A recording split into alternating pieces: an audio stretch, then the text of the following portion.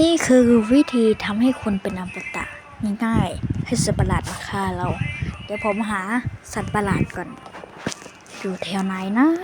อยู่แถวไหนนะ ผมคิดว่าสัตว์ประหลาดอยู่แถวๆนี้แหละ น่าจะสักคนหนึ่งอยู่ในนี้โอ้จุกใจว่ากดปุ่มสีเขียวไวๆแบบนี้ นี่ไงผมเกาะสัตว์ประหลาดแล้วแต่สัตว์ประหลาดพยายามจะฆ่าผมทำยังไงไม่ได้หรอกฮ่าบวกฆ่าไม่ได้เอโยตายไปแล้วทำอะไรไม่ได้หรอกแล้วทีนี้คนนี้มายิงผมคิดว่าผมไม่มีวันตาย